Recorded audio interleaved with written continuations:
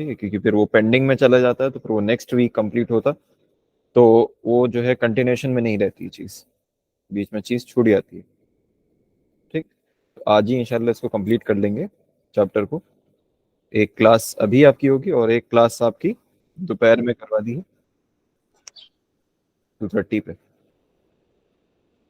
ठीक है, तो लास्ट क्लास में देखें भाई हम लोगों ने किंगडम मोनेरा के बारे में पढ़ लिया था।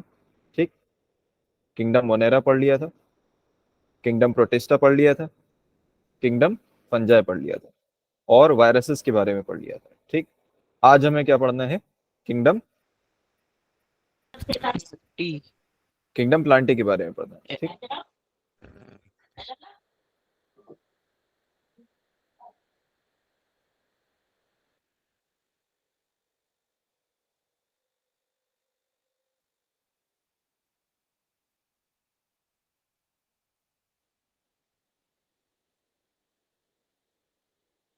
ठीक है, तो किंगडम प्लांटे जो है शुरू करने जा रहे हैं हम लोग। किंगडम प्लांटे के बारे में क्या पता है आप लोग को, बताएं पहले।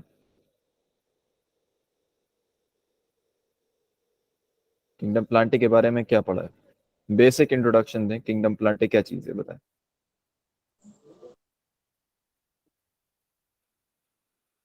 बताएं भाई। सर, ऐसे ऑर्गेनिजम्स होते हैं जो फोटोसिंथेसिस करते हैं। ठीक है, तो जिस तरीके से हमने क्लासिफिकेशन देखा है, 5 किंगडम क्लासिफिकेशन, उसके अकॉर्डिंग हम क्या कह सकते हैं, ये कौन से ऑर्गेनिजम्स हैं जो यूकैरियोट्स हैं। ठीक, यूकैरियोट है और मल्टी सेलुलर है, मल्टी सेलुलर है और ऑटोट्रोफिक है। ऑटोट्रॉफिक है, ऑटोट्रॉफिक है। ठीक है, और सेल वॉल हो गई। Good, very good, cell wall इनमें प्रेजेंट है। ठीक, तो ये बेसिक जो है क्लासिफिकेशन हम पढ़ चुके हैं, तो हमें इतनी बातें पता है, इस किंगडम में जितने भी ऑर्गेनिज्म है वो सब यूकैरियोट होंगे, मल्टीसेलुलर होंगे, ऑटोट्रॉफिक होंगे और ऐसे होंगे जिनमें सेल वॉल प्रेजेंट होगी। ठीक है, तो अब हम इसके बारे में थोड़ा सा इन डेप्थ पढ़ते हैं। ठीक है, तो ये देखें कि ये तो हम पढ़ चुके हैं कि ये सब क्या होंगे, सारे मल्टीसेलुलर होंगे, यूकैरियोटिक होंगे, फोटोसिंथेटिक होंगे। ठीक है, और सेल वॉल इनमें प्रेजेंट होगी सेल वॉल इनमें प्रेजेंट होगी। ठीक है, तो ये क्या है, बेसिक बेसिक इसका क्लासिफिकेशन है। ठीक है, अच्छा, किंगडम प्लांटे को किंगडम प्लांटे को 5 डिविजन्स में कैटेगराइज किया गया। ठीक है, मैंने एक चीज बताई थी कि प्लांटे में किंगडम प्लांटे में जो डिविजन्स हैं, जो ग्रुप्स हैं, उनको हम क्या कहते हैं? डिविजन्स। ठीक, इसी तरीके से किंगडम एनिमेलिया में जो ग्रुप्स हैं उनको क्या कहते हैं? फाइलम। फाइलम। Good, phylum. ठीक, तो ये जो डिविजन्स हैं, ये 5 डिविजन्स हैं, क्या क्या हैं? Division Thallophyta, division bryophyta, division pteridophyta, division gymnosperm और डिवीजन एंजियोस्पर्म। ठीक, तो ये 5 मेन डिविजन हैं जिनके बारे में हमको डिस्कशन करना है। तो पहले तो ये देखें कि जो इसका क्लासिफिकेशन है किंगडम प्लांटे का, ठीक है, तो इसके सारे जो ऑर्गेनिजम्स हैं उनको इन जनरल हम क्या कहते हैं? प्लांट्स। तो प्लांट्स का जो क्लासिफिकेशन है वो किस तरीके से हुआ है? ठीक है, तो यहाँ पे देखें, सबसे पहले जो प्लांट्स हैं, ठीक है, तो उनमें जो सबसे पहला बेसिस है क्लासिफिकेशन का, वो क्या है? वो क्या है? Body type. ठीक, बॉडी टाइप क्या मतलब? बॉडी टाइप का ये मतलब कि बॉडी जो है वो डिफरेंशिएटेड है या नहीं है। डिफरेंशिएटेड होने का क्या मतलब है? डिफरेंशिएटेड होने का क्या मतलब है? बताएं भाई। किस इसमें रूट स्टेम लीव्स हैं कि नहीं? Good, very good. ठीक है, डिफरेंशिएटेड होने का क्या मतलब है कि वो डिस्टिंक्ट हम उसको कर सकें, उसमें डिस्टिंक्शन हो, किसका? रूट का, स्टेम का, लीफ का, ठीक है। तो ये डिस्टिंक्शंस उसमें अवेलेबल हो, अगर ये डिस्टिंक्शंस नहीं है तो हम कह सकते हैं कि वो डिफरेंशिएटेड नहीं है, और ये है तो हम कह सकते हैं कि वो डिफरेंशिएटेड है, ठीक है। तो पहला जो बेसिस है क्लासिफिकेशन का वो यही है कि बॉडी जो है वो डिफरेंशिएटेड है या नहीं है। अगर बॉडी डिफरेंशिएटेड नहीं है, ठीक, तो उसको एक डिवीजन में डाल दिया गया है, that is Thallophyta, Thallophyta, division Thallophyta, ठीक। अब अगर बॉडी डिफरेंशिएटेड है, अगर बॉडी डिफरेंशिएटेड है तो अगेन उसको दो पार्ट्स में डिवाइड किया गया है, किसके बेसिस पे, किसके बेसिस पे, Vascular tissue. वैस्कुलर टिश्यू के बेसिस पे। मैंने बताया था पहले वैस्कुलर टिश्यू क्या होता है, Conducting tissue. Good, very good, conducting tissue, ठीक है। और इसमें क्या आता है, Xylem and phloem. Good, very good, ठीक, जाइलम और फ्लोएम, ठीक। तो स्पेशलाइज्ड जाइलम और फ्लोएम, ठीक है, जो हायर प्लांट्स हैं उसमें है, और जो लोअर प्लांट्स हैं उसमें जाइलम और फ्लोएम के टिश्यूज हैं, ठीक है, कंप्लीट जाइलम और फ्लोएम नहीं है, ठीक। तो खैर कंप्लीट हो या उसके कुछ टिश्यूज हो, पार्ट हो, वो फर्क नहीं है, बस ये कि वैस्कुलर टिश्यू होना चाहिए, ठीक है। तो अगर वैस्कुलर टिश्यूज नहीं है, ठीक, तो फिर उसको एक और डिवीजन में पुट कर दिया है, दैट इज डिवीजन ब्रायोफाइटा, ठीक है, डिवीजन ब्रायोफाइटा। अब अगर वैस्कुलर टिश्यू भी प्रेजेंट है तो फिर फर्दर देखा जाएगा क्या, कि प्लांट सीड प्रोड्यूस कर रहा है या नहीं कर रहा है, ठीक है। मैंने एक चीज ये बताई थी कि जो प्लांट्स हैं जो सीड प्रोड्यूस करते हैं उनको हम क्या कहते हैं, क्या कहते हैं, Phenogamy. फेनेरोग्राम, ठीक, फेनेरोगैम्स। तो फेनेरोगैम्स उनको कहते हैं जिन जो सीड्स प्रोड्यूस करते हैं, और जो सीड्स प्रोड्यूस नहीं कर रहे हैं बाकी जितने हैं वो सब क्या हुए, Cryptogam. क्रिप्टोगैम्स, क्रिप्टोगैम्स, ठीक। तो ये सब क्या है, ये सब क्रिप्टोगैम्स हैं, और जो सीड प्रोड्यूस नहीं कर रहे, ठीक है, तो उनको एक और डिवीजन में पुट कर दिया गया, दैट इज डिवीजन टेरिडोफाइटा, ठीक। ये डिवीजन क्या हो गया, टेरिडोफाइटा। अब ये जो सीड प्रोड्यूस करने वाले प्लांट्स हैं फेनेरोगैम्स, इनमें भी डिस्टिंक्शन है, किसके बेसिस पे, किसके बेसिस पे, कि जो सीड है, जो सीड प्रोड्यूस हो रही है वो नेकेड सीड प्रोड्यूस हो रही है या कवर्ड सीड है, ठीक है। नेकेड सीड मतलब उसके ऊपर कोई कवरिंग नहीं है, ठीक है, उसके ऊपर कोई कवरिंग नहीं है। जैसे आपने एप्पल खाया होगा, एप्पल खाया होगा, ठीक, तो एप्पल में देखा होगा कि अंदर सीड होती है, अंदर सीड होती है, ठीक है, और उसके ऊपर पूरा कवरिंग होती है फ्रूट की, ठीक है, अंदर सीड होती है और उसके ऊपर पूरी कवरिंग होती है फ्रूट की, ठीक है। तो ये क्या हो गया, ये क्या हो गया, एक कवर्ड फ्रूट हो गया, ठीक। तो एक इसी तरीके का एग्जाम्पल है, ठीक है। तो वही हम बताना चाह रहे हैं कि यहाँ पे अगर इस तरीके का कोई प्लांट है जिसमें जो सीड प्रोड्यूस हो रही है वो कवर्ड है, तो फिर वो क्या होगा, एंजियोस्पर्म होगा, डिवीजन एंजियोस्पर्म में आएगा। और अगर कवर्ड नहीं है तो फिर डिवीजन जिम्नोस्पर्म होगा, ठीक है। अब एंजियोस्पर्म जो है फर्दर दो डिविजन्स में डिवाइडेड है, ठीक है। और ये दो डिविजन्स नहीं है, ये दो ग्रुप्स हैं इसके, ठीक है। और ये किस बेसिस पे डिवीजन किया गया है, Seed. Cotyledon. Seed leaf, seed leaf के बेसिस पे। इसी को हम क्या कहते हैं, कॉटलिडन,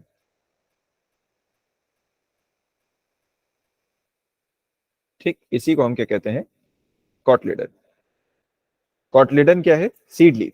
तो अगर एक कॉटलिडन है, ठीक है, अगर एक कॉटलिडन है तो उसको हम क्या कहेंगे, Monocotyledon. मोनोकॉट। और अगर दो कॉटलिडन है, Dicot. डाइकॉट, ठीक। तो मोनोकॉट और डाइकॉट, तो ये दो ग्रुप्स होते हैं, ये दो ग्रुप्स होते हैं किसके, डिवीजन एंजियोस्पर्म के, ठीक। तो ये डिवीजन है पूरा कि किस तरीके से किंगडम प्लांटे को डिवाइड किया गया है, ठीक। तो हम बारी बारी सारे डिविजन्स को स्टडी करेंगे, ठीक है।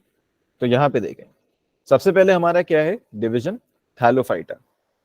तो डिवीजन थैलोफाइटा जो है इसको जनरली हम क्या कहते हैं, एल्गी। इसमें जितने ऑर्गेनिजम्स हैं उनको हम क्या कहते हैं, एल्गी कहते हैं। ठीक है। डिवीजन ब्रायोफाइटा के जो मेंबर्स हैं उनको हम क्या कहते हैं, एम्फीबियंस ऑफ प्लांट किंगडम। क्या कहा जाता है उन्हें, amphibians of plant kingdom. Amphibian कौन होता है, जो लैंड और वाटर दोनों में रहे। गुड। ठीक है, तो एम्फीबियन वो ऑर्गेनिज्म होता है जो लैंड पे भी रह सके और वाटर में भी। ठीक है, मतलब वो एक्वेटिक भी हो, एक्वेटिक भी हो और टेरेस्ट्रियल भी हो, एक्वेटिक भी हो और टेरेस्ट्रियल भी हो। ठीक है, तो ऐसे ऑर्गेनिज्म को हम क्या कहते हैं, एम्फीबियन। तो ब्रायोफाइटा को क्या कहा जाता है, एम्फीबियन ऑफ प्लांट किंगडम। ठीक। नेक्स्ट है टेरिडोफाइटा।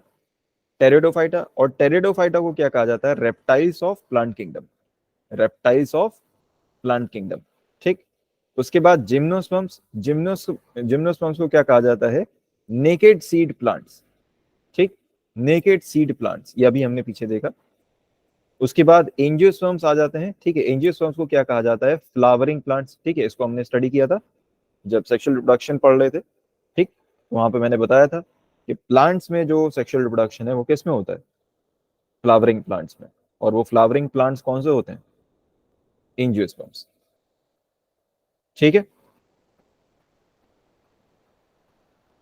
अब देखिए यहाँ पे फर्स्ट हमारा आ जाता है, सर फर्स्ट जिम्नोस्पर्म में फ्लावर्स नहीं होते? जिम्नोस्पर्म्स में सीड प्रोड्यूस होती हैं और वो नेकेड सीड प्रोड्यूस होती हैं। ठीक है, तो ये एक इसका मेन डिस्टिंक्शन है। ठीक, फ्लावर्स प्रोड्यूस हो सकते हैं बट अगर फ्लावर्स प्रोड्यूस हो रहे हैं तो फिर उनमें सेक्सुअल रिप्रोडक्शन जो है नहीं होगा। ठीक, तो वो जो होता है सेक्सुअल रिप्रोडक्शन फ्लावर्स में वो किस में होता है, एंजियोस्पर्म्स में। ठीक, यस तो सर। डिवीजन नेक्स्ट, जो फर्स्ट हमारा डिवीजन है, डिवीजन थैलोफाइटा। डिवीजन थैलोफाइटा, तो जैसे अभी मैंने आपको बात बताई कि डिवीजन थैलोफाइटा के जो मेंबर्स हैं उनको हम जनरली क्या कहते हैं, एल्गी कहते हैं। ठीक है, एल्गी कहते हैं। ठीक, जो टर्म है एल्गी, ये जो टर्म है एल्गी, ये टर्म किसने दी थी, कार्ल लिन्नेस ने। ठीक, कार्ल लिन्नेस ने ही इसकी टर्म दी थी, एल्गी। एल्गी की जो स्टडी होती है, स्टडी ऑफ एल्गी, इसको क्या कहा जाता है, फाइकोलॉजी। फाइकोलॉजी। ठीक, अच्छा अब ये एक इंपॉर्टेंट पॉइंट है, इसको देखें कि थैलोफाइटा की जो बॉडी होती है दैट इज थैलॉइड। ठीक, थैलॉइड बॉडी होती है। थैलॉइड बॉडी क्या होती है, थैलॉइड हम कह सकते हैं या थैलस कह सकते हैं, थैलस बॉडी भी कह सकते हैं। ठीक है, ये एक ऐसी बॉडी होती है जो कि नॉन डिफरेंशिएटेड होती है, नॉन डिफरेंशिएटेड बॉडी होती है। ठीक है, नॉन डिफरेंशिएटेड मतलब बॉडी पार्ट नहीं होना, रूट स्टेम्स लीव्स नहीं होना। Good, very good. ठीक है, तो बॉडी पार्ट्स को हम डिस्टिंग्विश नहीं कर सकते, रूट स्टेम लीव्स को हम डिफरेंशिएट नहीं कर सकते, यही क्या है, नॉन डिफरेंशिएटेड। तो थैलस बॉडी या थैलॉइड बॉडी होती है किसकी, थैलोफाइटा की, और इसी से ही इसका नाम पड़ा है थैलोफाइटा। ठीक, जो नाम आया है वो यहीं से आया। ठीक है, नेक्स्ट एक इंपॉर्टेंट बात क्या है कि थैलोफाइटा के जो मेंबर्स होते हैं उनकी जो सेल वॉल होती है वो सेल्यूलोज की बनी होती है। ठीक है, इनकी सेल वॉल जो है वो सेल्यूलोसिक सेल वॉल होती है। ठीक है, सेल्यूलोसिक सेल वॉल होती है, और क्योंकि इसमें सेल्यूलोज प्रेजेंट होता है तो इनमें कैपेबिलिटी होती है फोटोसिंथेसिस की। इनमें कैपेबिलिटी होती है किसकी, फोटोसिंथेसिस की। ठीक है, और फोटोसिंथेसिस होता है तो इसलिए ये क्या है, फोटो ऑटोट्रोफिक। ये क्या है, फोटो ऑटोट्रोफिक। ठीक, न्यूट्रिशन में मैंने आपको पढ़ाया होगा कि ऑटोट्रोफिक न्यूट्रिशन भी दो तरीके का होता है।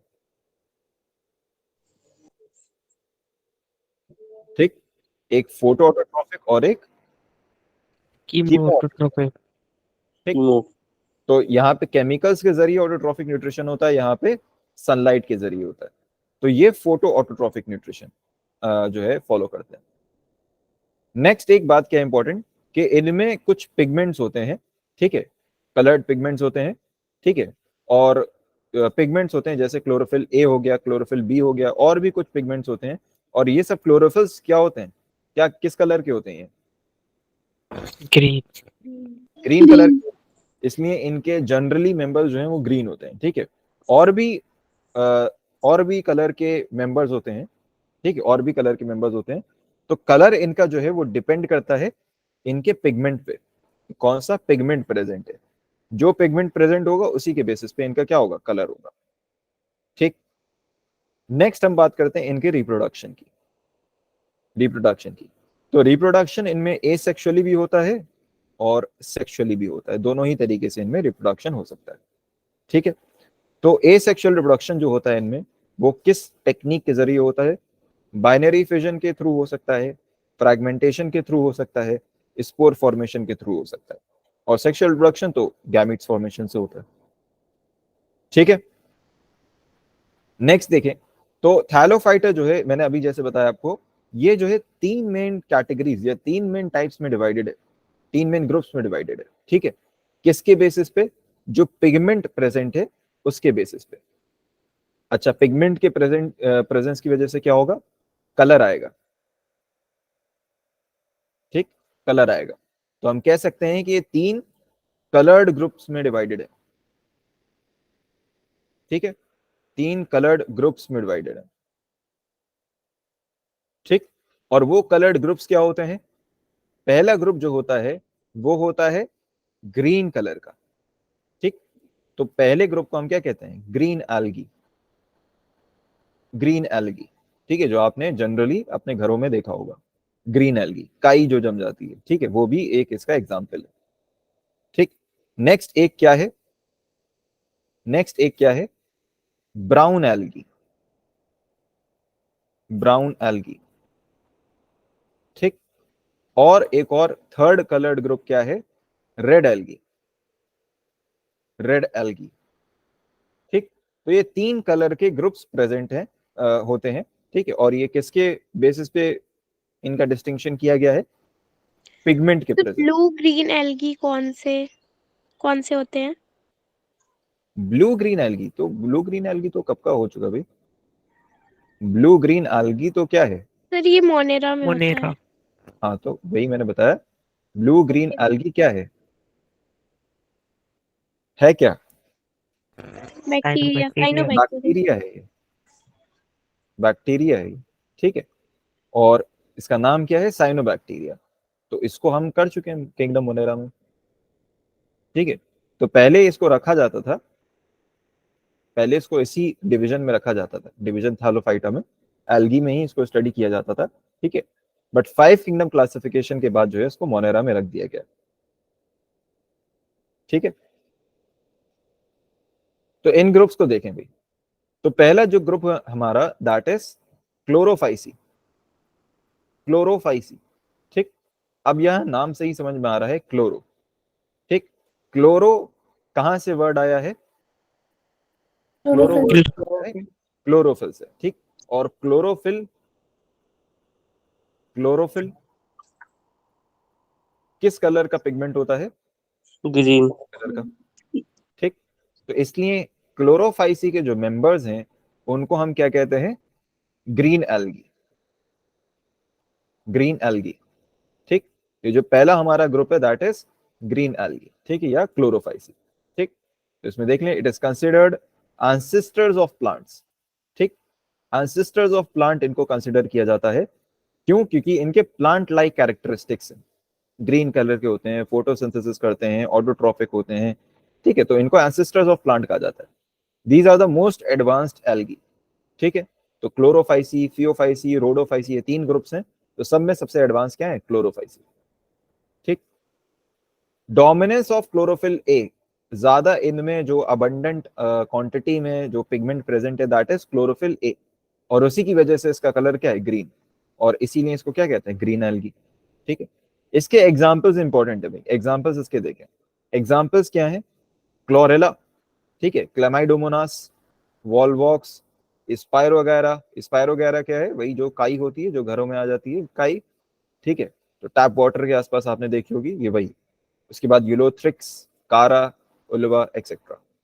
ठीक, तो ये सब क्या है, ग्रीन एल्गी के एग्जांपल्स हैं। ठीक है, नेक्स्ट देखें भाई, नेक्स्ट क्या है, फियोफाइसी। फियोफाइसी, फियोफाइसी जो है ये क्या होते हैं, brown algae, brown algae, brown algae. ठीक, they appear brown in colour due to abundance of fucoxanthin. तो इनमें जो पिगमेंट प्रेजेंट होता है दैट इज फ्यूकोजांथिन, क्लोरोफिल नहीं होता, फ्यूकोजांथिन का अबंडेंस ज्यादा होता है, और क्योंकि फ्यूकोजांथिन का अबंडेंस है इसलिए ब्राउन कलर दिखता है। ठीक है, अब ये इसके एग्जांपल्स क्या हैं, लैमिनेरिया, डिक्टियोटा, सारगासम, फ्यूकस और एक्टोकार्पस। ठीक, तो ये इसके एग्जांपल्स हैं किसके, ब्राउन एल्गी के। ठीक, नेक्स्ट क्या है, रोडोफाइसी। रोडोफाइसी, और रोडोफाइसी क्या होता है, रेड एल्गी, रेड एल्गी। और ये जो रेड एल्गी है, ये जो रेड एल्गी है ये ओशंस में पाया जाता है, ओशंस में पाया जाता है, बहुत डेप्थ में, बहुत डेप्थ में। ठीक, ओशंस में या सी वाटर में बहुत डेप्थ में पाया जाता है। ठीक है, पानी के बहुत डेप्थ में पाया जाता है, जनरली जहां पे सनलाइट जो है नहीं पहुंच पाती, जहां तक वहां पे जो है फिर रोडोफाइसी आपको मिलेगा, रेड एल्गी। ठीक, तो वही है, it appears red due to abundance of R phycoerythrin, जो इसमें पिगमेंट है दैट इज आर फाइकोएरिथ्रिन। ठीक, तो ये पिगमेंट रेड कलर का होता है, इसीलिए इसका कलर क्या आ जाता है, रेड। ठीक है, it is found at greatest depth of water. ठीक है, बहुत गहराई में पाया जाता है रेड एल्गी। एग्जाम्पल इसके क्या है, जेलिडियम, ग्रासिलेरिया, पॉरफाइरा, पॉलीसिफोनिया। ठीक, तो ये इसके क्या है, कुछ एग्जाम्पल्स है। ठीक है भाई, ये क्लियर है। Yes, sir. ठीक है, आगे देखें। तो नेक्स्ट हमारा जो है दैट इज ब्रायोफाइटा। ठीक, ब्रायोफाइटा, डिवीजन ब्रायोफाइटा। ब्रायोफाइटा की अगर हम बात करें तो ब्रायोफाइटा को कहा जाता है एम्फीबियंस ऑफ प्लांट किंगडम। ठीक है, क्यों, क्योंकि ये एक्वेटिक भी होते हैं और टेरेस्ट्रियल भी होते हैं। ठीक, एक्वेटिक भी होते हैं और टेरेस्ट्रियल भी होते हैं ब्रायोफाइटा। ठीक है, तो generally they are found in moist soil and shady areas. Body जो इनकी होती है it is not differentiated into root, stem and leaves. ठीक है, तो अभी यहाँ पे किंगडम सॉरी हाँ, किंगडम प्लांटे में अभी डिफरेंशिएशन अभी तक नहीं आया है। ठीक है, तो हमने डिवीजन थैलोफाइटा कर लिया, डिवीजन ब्रायोफाइटा कर लिया, अभी तक डिफरेंशिएशन बॉडी में नहीं आया है। ठीक है, आगे देखें, वैस्कुलर टिश्यू इज एब्सेंट। तो अभी तक वैस्कुलर टिश्यूज भी नहीं आए हैं। ठीक है, वैस्कुलर टिश्यू नहीं आए हैं। आगे देखें, वाटर कंडक्शन। ठीक है, अगर वैस्कुलर टिश्यू एब्सेंट है तो कंडक्शन किसके थ्रू होगा, water conduction occurs through parenchymatous tissue. ठीक, तो पैरेनकाइमेटिस मतलब पैरेनकाइमा का एक टिश्यू होगा, ठीक है, जिसके थ्रू वाटर कंडक्शन होता है। ठीक, तो प्रॉपर वैस्कुलर टिश्यू अभी तक डेवलप नहीं हुआ है। Next, they are producers. Producer कौन होता है, Who makes the food by their own? हाँ ठीक है, तो वो ऑर्गेनिज्म जो अपना फूड खुद डेवलप करते हैं उनको हम क्या कहते हैं, प्रोड्यूसर। तो फूड चेन में आपको याद होगा प्रोड्यूसर सबसे क्या होता है, सबसे बेसिक हम कह सकते हैं ऑर्गेनिज्म है, और इन्हीं से फूड चेन जो है स्टार्ट होती है। फूड चेन जो है प्रोड्यूसर से ही स्टार्ट होती है, अगर ये खत्म हो जाएंगे तो फूड चेन भी खत्म हो जाएगी। ठीक है, so they are producers, therefore they serve as food for many plants and animals. ठीक है, सम स्पीशीज, इसी की ब्रायोफाइटा की कुछ स्पीशीज हैं, सम स्पीशीज ऑफ स्फैगनम। ठीक, स्फैगनम इसकी इसका एक टाइप है स्फैगनम। ठीक है, उसकी कुछ स्पीशीज हैं जो कि क्या बना लेती हैं, पीट। पीट बेसिकली क्या होता है, अगर आप लोग ठीक है इसकी इमेज इंटरनेट पे सर्च करके देखिएगा, ठीक है, तो आपको समझ में आ जाएगा। तो पीट बेसिकली क्या होता है, एक ग्रास टाइप का सब्सटेंस होता है, मिट्टी होती है इसमें, ह्यूमस टाइप का सब्सटेंस होता है वो, इसको फ्यूल की तरह यूज किया जाता था पहले, ठीक है। तो पहले जमाने में इसको फ्यूल की तरह यूज किया जाता था पीट को, ठीक है। नेक्स्ट देखें, they have high water holding capacity. Water holding capacity इसकी ज्यादा होती है, पानी को एब्जॉर्ब कर लेता है, ठीक है। और इसीलिए इसको यूज किया जाता था किसमें, for shipment of living plants, ठीक। जब लिविंग प्लांट्स को डिलीवर करना होता था एक जगह से दूसरी जगह, तो वो मर ना जाए, रास्ते में मर ना जाए, इसलिए उनके शिपमेंट में किसका इस्तेमाल होता था, ब्रायोफाइटा का, ठीक है। इसकी एक और खास बात यह है ब्रायोफाइटा की, कि ये सॉइल को पकड़ के रखता है, ठीक है। सॉइल को पकड़ के रखता है, तो एब्जॉर्ब कर लेता है जितना वाटर का कंटेंट है, और सॉइल को होल्ड करके रखता है, इसीलिए ये सॉइल इरोजन से बचाता है। It prevents from soil erosion, ठीक है भाई, it prevents from soil erosion. Next देखें, अब ब्रायोफाइटा के भी क्लासिफिकेशन है। It is classified into 3 types, ठीक है। और इसके क्लासिफिकेशंस क्या है, पहला है हिपैटिकॉप्सिडा, दैट इज लिवरवर्ट्स, ठीक। उसके बाद एंथेरोटॉप्सिडा, दैट इज हॉर्नवर्ट्स, और ब्रायोप्सिडा, दैट इज मॉसिस। तो ये इसके कुछ इंपॉर्टेंट क्लासिफिकेशंस हैं, लिवरवर्ट्स हो गए, हॉर्नवर्ट्स हो गए, और मॉसिस हो गए, ठीक है। तो इन जनरल अगर मैं आपको बोलूं, ठीक है, तो ब्रायोफाइटा के मेंबर्स को मॉसिस भी कहा जाता है इन जनरल, ठीक है। सारे मॉसिस नहीं होते, बट इन जनरल कहा जाता है, ठीक है। तो इनके अब हम क्लासिफिकेशंस देख लेते हैं। तो पहला है हिपैटिक ऑप्सिडा, दैट इज लिवरवर्ट्स, ठीक।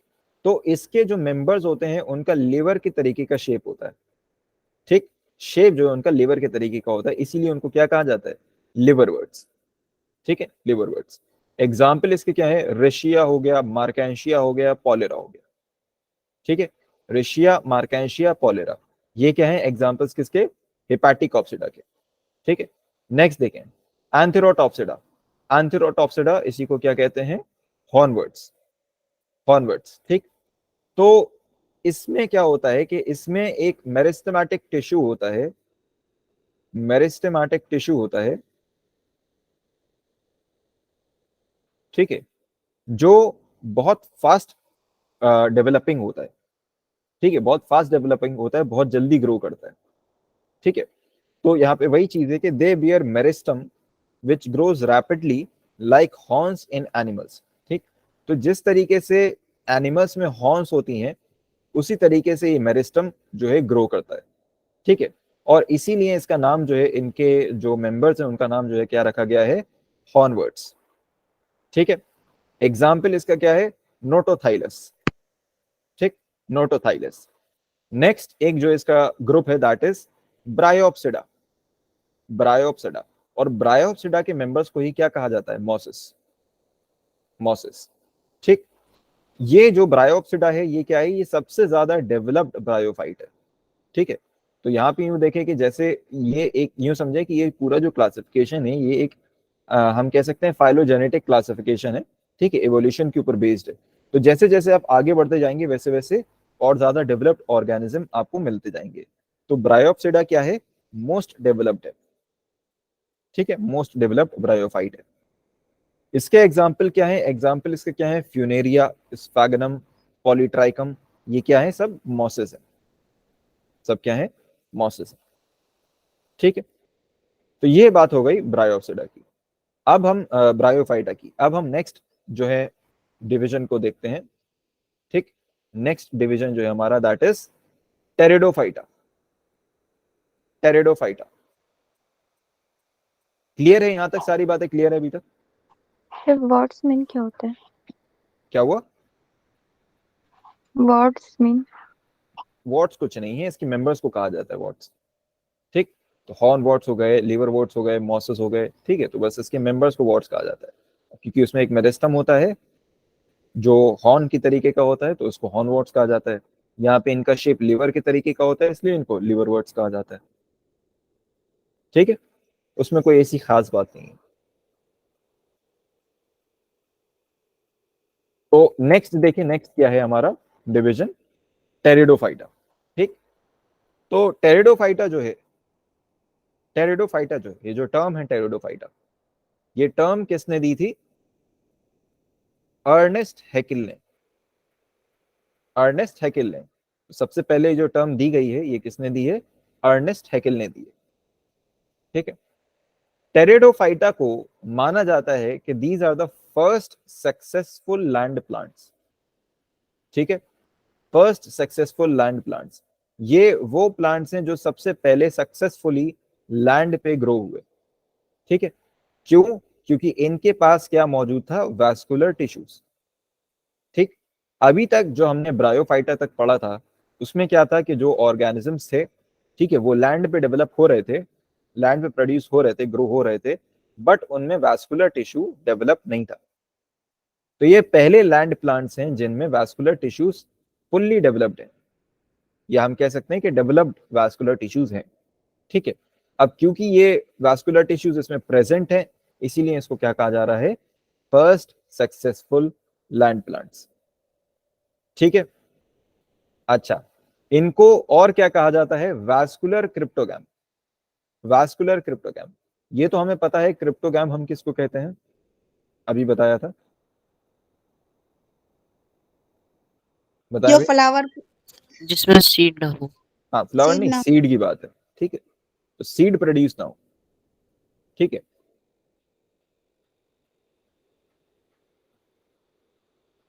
ठीक, तो सीड प्रोड्यूस ना हो उसको हम क्या कहते हैं? क्रिप्टोगैम। और क्योंकि इसमें वैस्कुलर टिश्यूज प्रेजेंट हैं, इसीलिए इसको क्या कहा जाता है? Vascular cryptogam. Vascular cryptogam. ठीक, और इनको क्या कहा जाता है? Reptiles of plant kingdom. ठीक है, ये इनका एक कॉमन नेम है, रेप्टाइल्स ऑफ प्लांट किंगडम। ठीक, ये फर्स्ट प्लांट है to have vascular tissue. Pteridophyta are the first plant to have vascular tissue. अभी तक इनसे पहले किसी के पास वैस्कुलर टिश्यू नहीं था।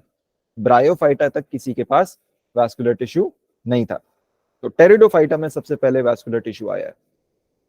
ठीक है, नेक्स्ट पॉइंट देखें, they grow in damp shady places. ठीक है, therefore they are not considered as completely successful land plants. तो इनको माना जाता है कि these are the first successful land plants, लेकिन कंप्लीटली सक्सेसफुल नहीं माना जाता। क्यों? क्योंकि अभी भी जो इनकी ग्रोथ है वो सनलाइट वाले एरियाज में नहीं हो रही। कहाँ पे हो रही है? जहाँ पे छोटे छोटी शेडी एरियाज जो होंगे, ठीक है, वो एरियाज जहाँ पे डैम्प कंडीशंस मौजूद हों, शेडी प्लेसेस हो, ठीक है, जो छोटे छोटे एरियाज हैं वहां पे ये ग्रो होंगे। ठीक है, बड़ी बड़ी फील्ड्स में ग्रो होने वाले अभी ये नहीं हुए। ठीक है, तो these are the first plant to have true stem, true root and true leaf. क्या मतलब हुआ इसका? कि इनमें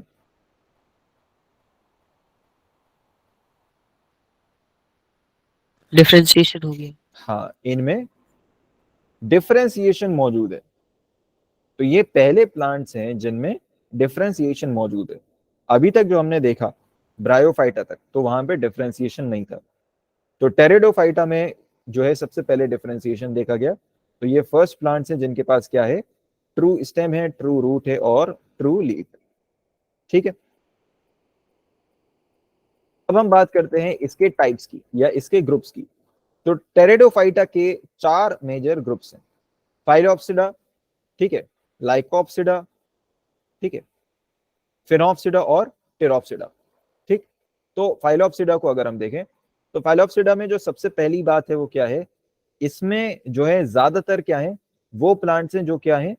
एंशियंट है, एंशियंट है। ठीक है, तो जितने एंशियंट वास्कुलर प्लांट्स हैं वो इसी कैटेगरी में आते हैं फाइलोप्सिडा में। ठीक है, तो all its members became extinct. इसके ज्यादातर मेंबर्स जो हैं वो एक्सटिंक्ट हो चुके हैं। ठीक है, बट एक साइलोटम एक जीनस है, साइलोटम जीनस की जितनी स्पीशीज है, ठीक है, वो अभी एक्सटेंड नहीं हुई है, बाकी सब एक्सटेंट हो गए। ठीक है, नेक्स्ट देखें, नेक्स्ट बात क्या है? लाइकोप्सिडा। लाइकोप्सिडा जो ग्रुप है, ठीक है, लाइकोप्सिडा जो ग्रुप है, इसमें जो प्लांट बॉडी है उसमें डिफरेंशिएशन मौजूद होता है। जैसे स्टेम है, रूट है, लीफ है, तो इसका क्लियर कट डिफरेंशिएशन मौजूद होता है लाइकोप्सिडा में। ठीक है, एग्जाम्पल इसका क्या है? लाइकोप्सिडा। और लाइकोप्सिडा जो एक प्लांट है, ठीक है, लाइकोप्सिडा एक प्लांट है, तो इसका जो सिरप है, इसका जो सिरप है या जो हम एक्सट्रैक्ट कह सकते हैं, ये होम्योपैथी में यूज होता है। होम्योपैथी सब लोग जानते हैं होम्योपैथी क्या होता है? Yes, sir. ठीक है, तो होम्योपैथी एक ब्रांच है मेडिसिन की, ठीक है, मेडिकल साइंस की। तो होम्योपैथी में यूज होता है क्या? इसका सिरप या इसका एक्सट्रैक्ट। नेक्स्ट क्या है? सिलाजिनेला। ठीक है, सिलाजिनेला को क्या कहा जाता है? Birds nest moss. ठीक है, बर्ड्स नेस्ट मॉस। ठीक, नेक्स्ट देखें क्या है? स्फेनॉप्सिडा। ठीक, स्फेनॉप्सिडा में जो ज्यादातर ऑर्गेनिजम्स हैं वो सब क्या है? हॉर्सटेल्स। ठीक, और हॉर्सटेल्स ही क्या होते हैं? इक्विसिटम। इक्विसिटम एक प्लांट है, ठीक है, उसी को हम क्या कहते हैं? हॉर्सटेल कहते हैं। तो इसमें जनरली हॉर्सटेल के जितनी स्पीशीज हैं वो सब इंक्लूडेड होती हैं। ठीक, लास्ट इसका जो ग्रुप है that is Pteropsida. Pteropsida, Pteropsida की अगर हम बात करें तो टेरोप्सिडा लार्जेस्ट क्लास है किसकी? टेरिडोफाइटा की। ठीक, तो टेरिडोफाइटा की जो लार्जेस्ट क्लास है दैट इज टेरोप्सिडा। ठीक, और इसके मेंबर्स को जनरली क्या कहा जाता है? फर्न्स कहा जाता है। ठीक है, फर्न्स कहा जाता है। और ओवरऑल टेरोप्सिडा के भी जनरल मेंबर्स को क्या कहा जाता है? फर्न्स कहा जाता है, जबकि सारे फर्न्स नहीं होते, लेकिन इनको जनरली फर्न्स कहा जाता है। ठीक है, तो ब्रायोफाइटा के मेंबर्स को मॉसिस कहा जाता है और टेरेडोफाइटा के मेंबर्स को फर्न्स कहा जाता है। ठीक है, ये याद रखिएगा। तो ब्रायोफाइटा जो है उसके मेंबर्स को क्या कहा जाता है? मॉसिस कहा जाता है। ठीक, और टेरेडोफाइटा के मेंबर्स को क्या कहा जाता है? फर्न्स। ठीक, नेक्स्ट देखें, इसके एग्जाम्पल्स क्या हैं? ठीक है, एग्जाम्पल इसके क्या है? एजोला हो गया, एडियंटम हो गया। ठीक है, एडियंटम को ही क्या कहा जाता है? Walking fern. ठीक, तो यहाँ पे ये हमारे क्या हो गए सब? टेरिडोफाइटा के ग्रुप्स हो गए। तो ये डिवीजन टेरिडोफाइटा हमारा कंप्लीट हो गया। नेक्स्ट हम बात करते हैं जिम्नोस्पर्म्स की। ठीक, तो नेक्स्ट हमारा क्या है? जिम्नोस्पर्म्स। जिम्नोस्पर्म्स के बारे में पढ़ रखा है पहले सबने?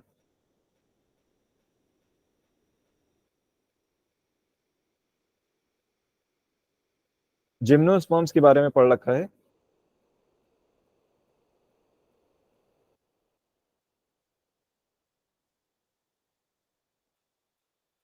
बताएं भाई, आवाज नहीं आ रही?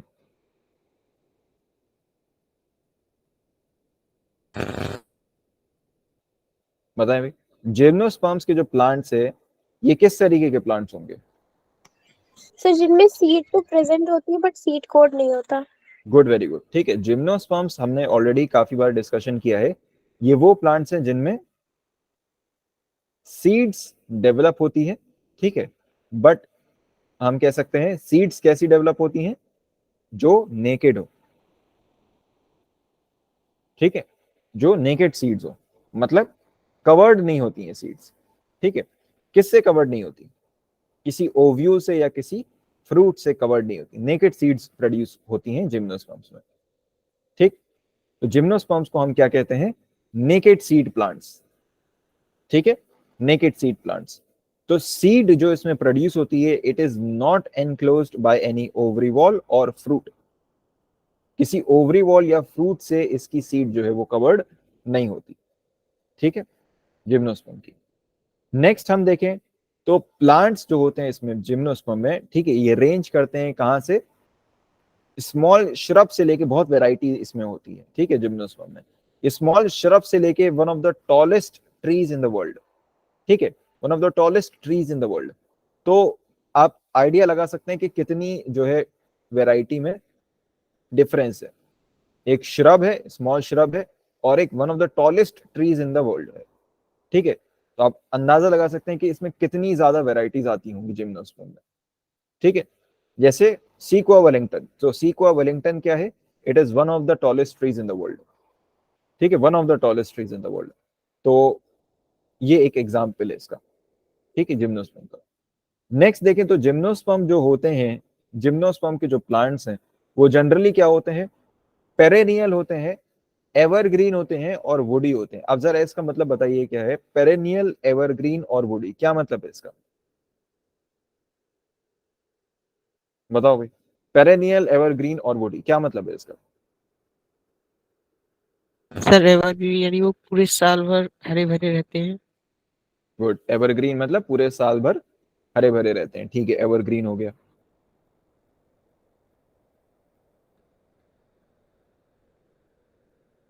और और उसमें गुड क्वालिटी वुड होती गुड क्वालिटी वुड, ठीक है, ठीक है, वुड उसमें जो है ज्यादा डेवलप होती है, तो वुडी प्लांट्स होते हैं, ट्रीज होते हैं जनरली, ठीक है, तो ट्रीज इसमें काफी ज्यादा होते हैं, तो उसमें क्या होती है, वुड डेवलप होती है काफी। और पेरेनियल, पेरेनियल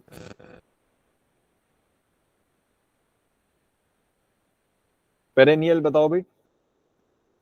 सर साल में एक दो बार प्लांट की लीफ को झड़ जाना। हाँ, एक से ज्यादा बार, ठीक।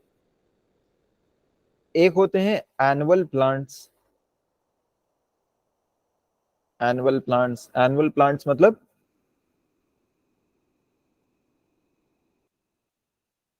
एनुअल प्लांट्स मतलब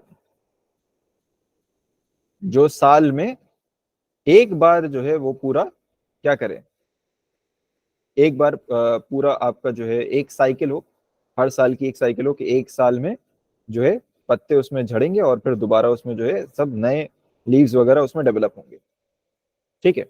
और एक होते हैं पेरेनियल मतलब जो साल में एक से ज्यादा बार जो है उसमें ये काम हो, ठीक है, उन्हीं को हम क्या कहते हैं, पेरेनियल प्लांट्स।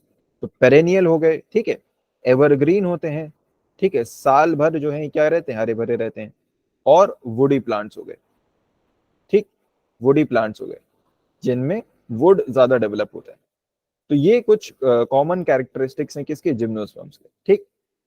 अच्छा, एक खास बात है जिम्नोस्पर्म्स की, क्या कि इनमें क्या होती है, generally they have tap root, tap root, root जो है दो तरीके की रूट्स होती हैं भाई, दो तरीके की रूट्स होती हैं, पढ़ा होगा इसके बारे में पहले। Yes sir.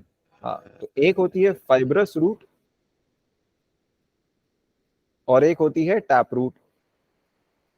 फाइब्रस रूट कुछ इस तरीके की होती है, झाड़ी वाला। ठीक है, तो कुछ इस तरीके की आपकी फाइब्रस रूट होती है,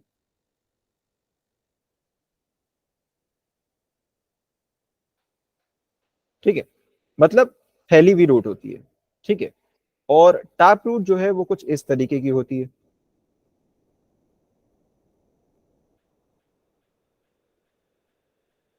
ठीक है, कि एक मेन जो है रूट होती है और उसमें से कुछ छोटे छोटे रूट हेयर निकल रहे होते हैं, ठीक है, ये क्या होती है, टैप रूट होती है। तो इसकी जनरली जो रूट होती है जिम्नोस्पर्म्स की, वो कैसी होती हैं, टैप रूट होती हैं, मतलब एक मेन रूट होती है और उसमें से कुछ छोटी छोटी रूट हेयर्स डेवलप हो रहे होते हैं उसमें से, ठीक। और ये मॉडिफाइड होती है किसमें, कोरोलॉइड रूट्स में, कोरोलॉइड रूट्स में, ठीक है, कुछ प्लांट्स में जैसे साइकस में, साइकस एक इसका प्लांट है, तो उसमें कोरोलॉइड रूट्स में ये मॉडिफाइड हो रही होती हैं, ठीक है। कोरोलॉइड रूट्स क्या होती हैं, ये वो रूट्स होती हैं जिनमें नाइट्रोजन फिक्सिंग बैक्टीरिया प्रेजेंट होते हैं, नाइट्रोजन फिक्सिंग बैक्टीरिया प्रेजेंट होते हैं, ठीक है। नाइट्रोजन फिक्सिंग बैक्टीरिया का कोई एग्जांपल बताओ। Sir P P leguminous plants. नहीं नहीं, बैक्टीरिया का एग्जांपल बताओ। Rhizobium. Rhizobium sir, rhizobium. Rhizobium, और कुछ?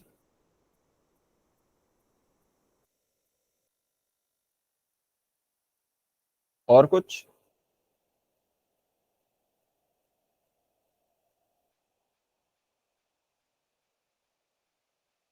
ठीक है, राइजोबियम एक हो गया, ठीक है, और फिर नाइट्रोसोमोनास, नाइट्रोसोमोनास, तो ये भी क्या होता है, नाइट्रोजन फिक्सिंग बैक्टीरिया होता है, ठीक है, नाइट्रोजन साइकिल पढ़ी होगी तो वहां पे इसको पढ़ा होगा, नाइट्रोसोमोनास को, ठीक है। नेक्स्ट देखिए, नेक्स्ट क्या है कि कुछ इसमें क्या मॉडिफिकेशन होते हैं, माइकोराइजल रूट्स प्रेजेंट होती है। माइकोराइजल रूट्स क्या होती हैं, ये पढ़ा होगा, पहले पढ़ा होगा इसके बारे में जब सिम्बायोटिक रिलेशनशिप पढ़ा होगा, सिम्बायोसिस, ठीक है, तो वहां पे इसके बारे में पढ़ा होगा सिम्बायोसिस में कि माइकोराइजा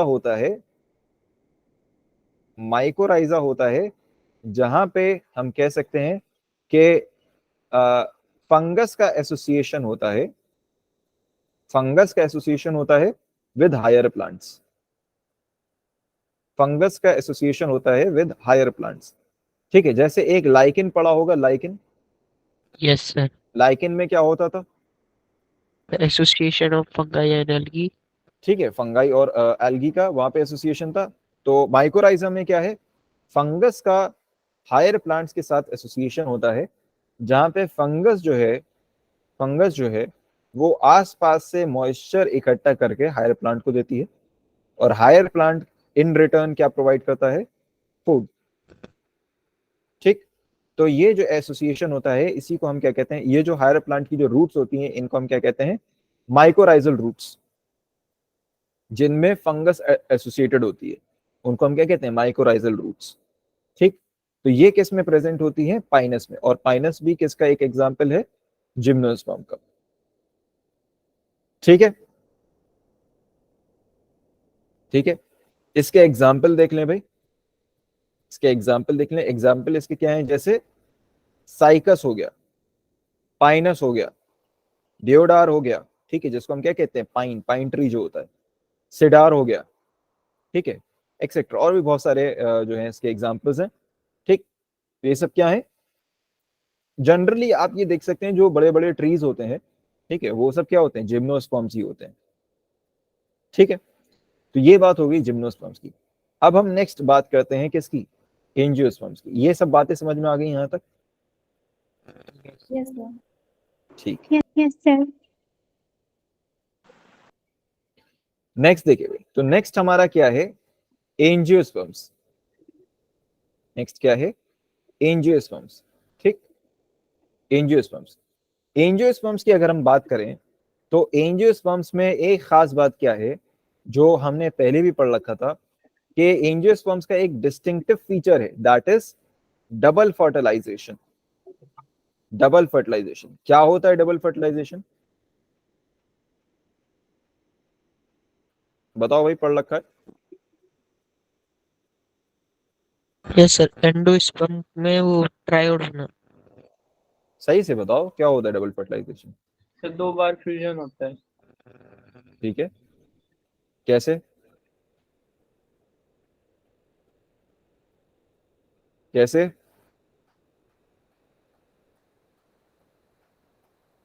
बताओ भाई, अभी तो पढ़ा है पिछले चैप्टर में, कैसे होता है? So, ओव्यूल के अंदर एक बार एक्स सेल के साथ। ठीक है, बस। और सर एक दूसरी सेल होती है जिसमें 2 न्यूक्लियस होते हैं अंदर। तो क्या है बताओ ना, भूल गए? पिछली सेंटर चैप्टर में तो पढ़ा है अभी। एंडोस्पर्म। एंडोस्पर्म से फ्यूजन होता है। No, sir. फिर सर एक ओवम से होता है और एक पोलर किसका न्यूक्लियाई फ्यूजन से। होता है? किसका फ्यूजन होता है? सर जर्म सेल्स का। मेल गैमीट का। Yes sir. कितने मेल गैमीट आते हैं ओव्यूल में? 2। 2 से 2 आते हैं। तो एक मेल गैमीट आपका फ्यूज करेगा किससे?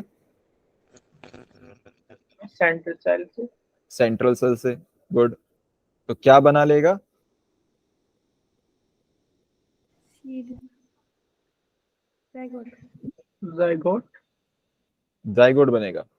और दूसरा मेल गैमीट किससे फ्यूज करेगा? ओवम से। ओवम से या एग सेल से? एग सेल से, तो वो क्या बनाएगा? जाइगोट। अच्छा, दोनों जाइगोट बना लेंगे फिर? नो नहीं सर। सर। फिर पहला वाला एंडोस्पर्म यहाँ पे क्या सेंट्रल बनेगा? होगा। यहाँ पे क्या बनेगा? एंडोस्पर्म। पूरा नाम बताएं, क्या है? Primary endosperm nucleus. और यहाँ पे क्या बनेगा? क्या बनेगा यहाँ पे? जाइगोट। जाइगोट बनेगा। ठीक है, इस प्रोसेस को हम क्या कहते हैं? Double fertilization. अरे इस प्रोसेस को, पहले वाले को क्या कहते प्राइमरी हैं? फर्टिलाइजेशन। Primary fertilisation. एंग- क्या क्या बता रहे हो भाई, क्या पढ़ा है? ये पढ़ाया था मैंने। क्या कहते हैं इस प्रोसेस को?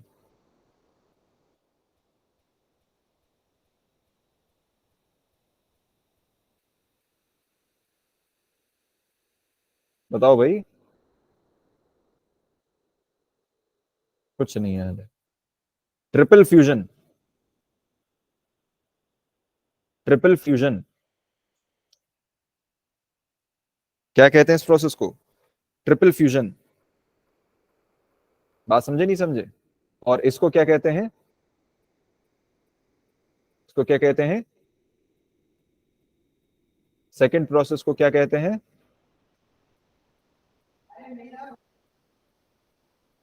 बताओ भाई, ये भी नहीं याद? सिनगैमी। सिनगैमी। ठीक है।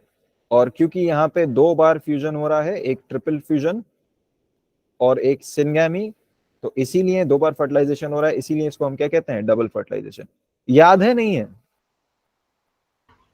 सर याद है सर, नाम भूल गए सर ये प्रोसेस के। नाम भूल गए? क्यों नाम भूल गए? एनसीईआरटी की चीज है, मेन आपके बिल्कुल प्रोसेसेस के नाम है। डबल फर्टिलाइजेशन इतनी इंपॉर्टेंट चीज है, ठीक है, इसी के नाम भूल गए। तो डबल फर्टिलाइजेशन जो है ये एक डिस्टिंक्टिव फीचर है इसका। किसका? एंजियोस्पर्म का।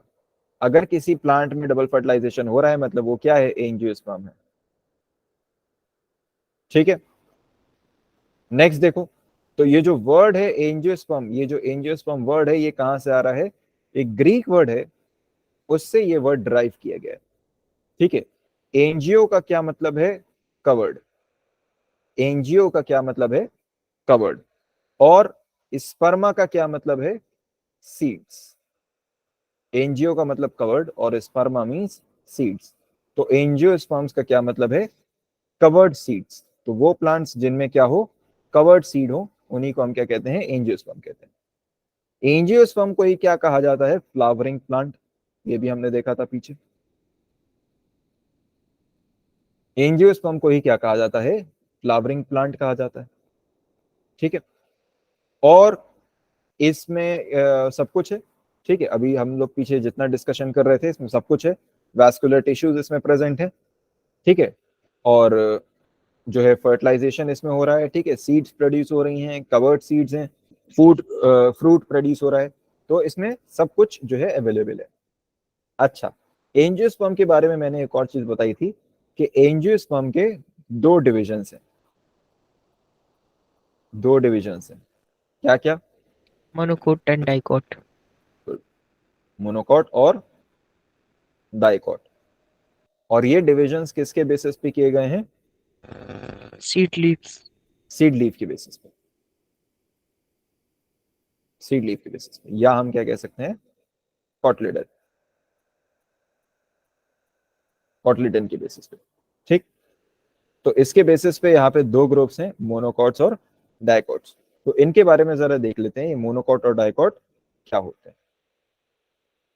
ठीक है, तो देखें भाई, मोनोकॉट और डाइकॉट। तो मोनोकॉट की अगर हम बात करें, मोनोकॉट की अगर हम खास कर बात करें, तो मोनोकॉट क्या होते हैं? ये वो प्लांट होते हैं जिनमें क्या होता है? सिंगल कॉटलिडन होता है। सिंगल कॉटलिडन होता है। डाइकॉट में क्या होता है? डबल कॉटलिडन होता है, दो कॉटलिडन होते हैं। ठीक है। मोनोकॉट्स में रूट्स जो प्रेजेंट होती हैं वो फाइब्रस होती हैं। फाइब्रस रूट्स होती हैं भाई, जो भी बताया था पीछे, इस तरीके की रूट्स होंगी। ठीक है। फैली हुई रूट्स होंगी। ठीक है। तो ये फाइब्रस रूट्स होती हैं किसमें? मोनोकॉट्स में। और डाइकॉट्स में क्या होती हैं? टैप रूट होती हैं। ठीक है, टैप रूट होती हैं किसमें? डाइकॉट्स में। तो इसमें क्या होगा कि एक जनरली एक मेन रूट होगी और उससे कुछ ब्रांचेस निकल रही होंगी। ठीक है, मेन रूट से। तो ये क्या होती है? टैप रूट होती है किसमें? डाइकॉट्स में। नेक्स्ट देखें, तो मोनोकॉट्स में जो लीफ का वेनेशन होता है, लीव्स का वेनेशन होता है, वो क्या होता है? पैरेलल वेनेशन होता है। वेनेशन क्या होता है, कोई बता सकता है? वेनेशन क्या होता है, कोई बता सकता है? सर ये फीन का एक जंक्शन है जिसमें जाइलम और फ्लोएम होता है। जाइलम और फ्लोएम होता है। सर लीफ के ऊपर वेन टाइप का नहीं होता, वो पैरेलल होता है उसका। गुड, ठीक है। तो जो लीफ की वेन्स होती हैं, ठीक है, उसका एक हम कह सकते हैं पैटर्न होता है एसोसिएशन का। तो वो पैटर्न अगर पैरेलल है, अगर उसमें जो वेन्स सब प्रेजेंट है इस तरीके से, ये सब क्या है, पैरेलल है, ठीक है। तो ऐसे अगर पैरेलल है तो फिर इसी को हम क्या कहते हैं, पैरेलल वेनेशन, ठीक है। तो जो इसमें लीव्स होती हैं वो कैसी होती हैं, पैरेलल वेनेशन की लीव्स होती हैं। एक इस तरीके का भी वेनेशन देखा होगा भाई, देखा है, एक मेन वीन होती है और उससे कुछ ब्रांचेस निकल रही होती हैं, देखा है, यस सर। जैसे Yes, sir. हिबिस्कस की लीफ हो गई, हिबिस्कस की लीफ हो गई, नीम की लीफ हो गई, ठीक है। तो ये जो वेनेशन होता है इसी को हम क्या कहते हैं, रेटिकुलेट वेनेशन, रेटिकुलेट वेनेशन। तो ये रेटिकुलेट वेनेशन किस में होता है, डाइकॉट्स में होता है, ठीक है। मोनोकॉट्स में एक खास चीज क्या है कि इसमें लॉस ऑफ वाटर कम होता है, लॉस ऑफ वाटर इसमें कम होता है मोनोकॉट्स में, और डाइकॉट्स में लॉस ऑफ वाटर जो है ज्यादा होता है, लॉस ऑफ वाटर इसमें ज्यादा होता है डाइकॉट्स में। और क्योंकि ऐसा है इसीलिए मोनोकॉट्स को कहा जाता है कि that they are more advanced, more advanced. Monocots जो हैं वो ज्यादा एडवांस्ड होते हैं और डाइकॉट्स जो हैं वो कम एडवांस होते हैं, दे आर लेस एडवांस्ड, ठीक है, ठीक है भाई, ये सारी बातें क्लियर है। Yes sir. तो यहां तक हमारा बेसिकली जितना किंगडम प्लांटे है, ठीक है, वो हो चुका है। अब नेक्स्ट हम जाने वाले किंगडम एनिमेलिया पे, ठीक है। अभी थोड़ा टाइम बचा है तो किंगडम एनिमेलिया भी कवर अप कर लेते हैं जितना हो रहा है, ठीक है। तो अभी कोई डाउट, आगे चले। No sir. Yes sir. ठीक, एक ने बोला नो सर, एक ने बोला यस सर, बल्कि दोनों का मतलब एक ही था, क्यों भाई। Yes sir. देखें नेक्स्ट क्या है, किंगडम एनिमेलिया, किंगडम एनिमेलिया। अच्छा, किंगडम एनिमेलिया में अगर हम आ रहे हैं तो किंगडम एनिमेलिया में एंटर होने से पहले हमको पता होना चाहिए कि किंगडम एनिमेलिया के जो कैरेक्टरिस्टिक्स हैं, ठीक है, किस बेसिस पे क्लासिफिकेशन किया गया है, इसको जो ऑर्गेनिजम्स होंगे उनके इन जनरल क्या क्या कैरेक्टरिस्टिक्स होंगे, बताओ भाई, एक एक करके बताओ कि क्या क्या इसके कैरेक्टर्स होंगे। मल्टी सेलुलर होंगे। गुड, पहली बात क्या है कि इसके जितने ऑर्गेनिजम्स हैं वो सब क्या होंगे, मल्टी सेलुलर होंगे। Eukaryotic. Sir cell wall absent होगी। Good, very good. यूकैरियोटिक होंगे, यूकैरियोटिक होंगे, हेट्रोट्रोफिक। और सेल वॉल इसमें एब्सेंट होगी, सेल वॉल इसमें एब्सेंट होगी, और हेट्रोट्रोफिक। हेट्रोट्रॉप। हेट्रोट्रॉफिक होंगे। गुड, वेरी गुड, हेट्रोट्रॉफिक होंगे, ठीक है भाई। तो ये कुछ बेसिक कैरेक्टरिस्टिक्स हैं, बेसिस जो क्लासिफिकेशन का इनका जिसके बेसिस पे किया गया है उसके अकॉर्डिंग हमें पता है कि ये तो कैरेक्टरिस्टिक्स इसमें होने ही होने हैं, ठीक है। अब हम बात करते हैं कि इनका जो क्लासिफिकेशन किया गया है वो किस तरीके से किया गया है। पहले यहां देख लेते हैं क्लासिफिकेशन इसका किस तरीके से किया गया है। तो पूरा जो किंगडम एनिमेलिया है इसके जो मेंबर्स हैं उनको इन जनरल हम क्या कहते हैं, एनिमल्स कहते हैं, ठीक है। तो एनिमल्स का अगर हम क्लासिफिकेशन देखें तो एनिमल्स का क्लासिफिकेशन किस तरीके से किया गया है। तो सबसे पहला बेसिस ऑफ क्लासिफिकेशन क्या है, लेवल ऑफ ऑर्गेनाइजेशन, ठीक है, इस बात को समझे।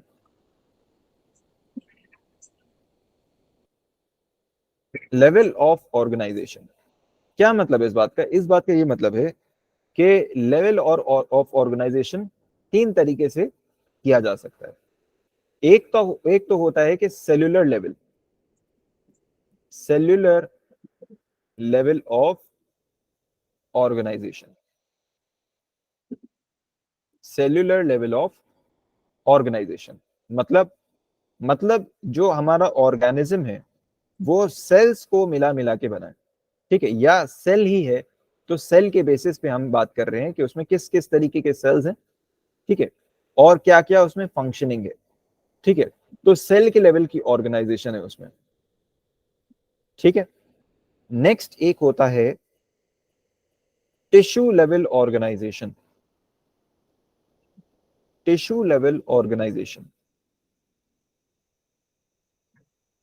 तो टिश्यू लेवल ऑर्गेनाइजेशन का क्या मतलब है कि मतलब जो ऑर्गेनिज्म है उसमें जो वर्क है वो डिस्ट्रीब्यूटेड है अलग अलग टिश्यूज में।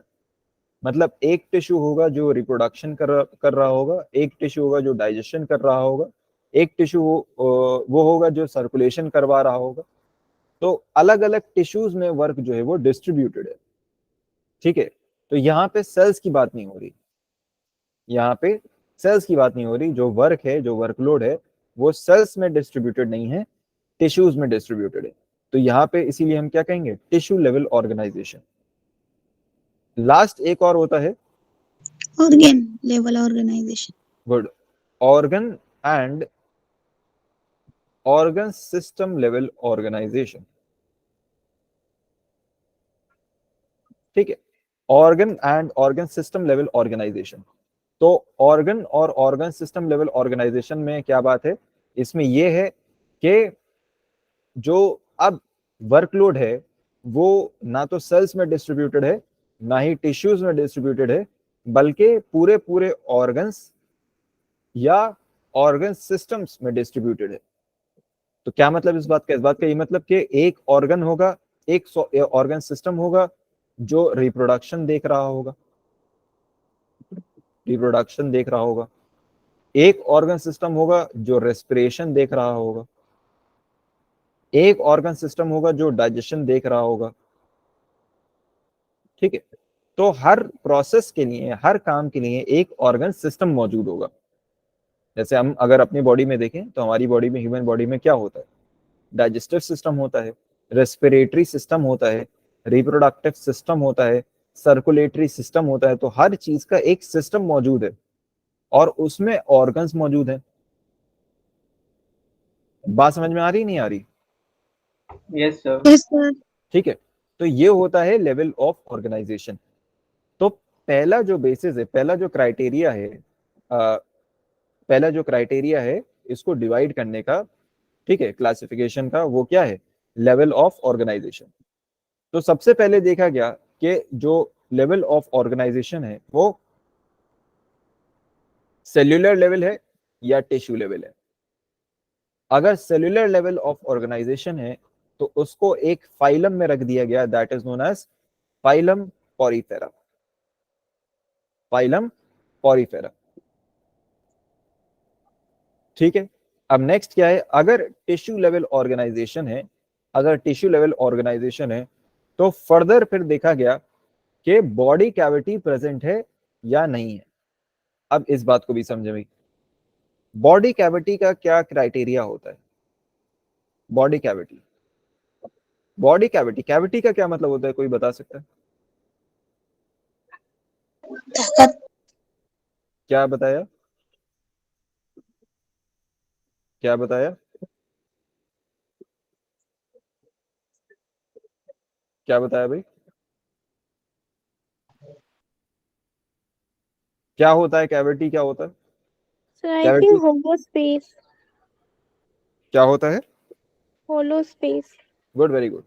हॉलो स्पेस, हॉलो स्पेस को हम क्या कहते हैं, कैविटी कहते हैं, ठीक है।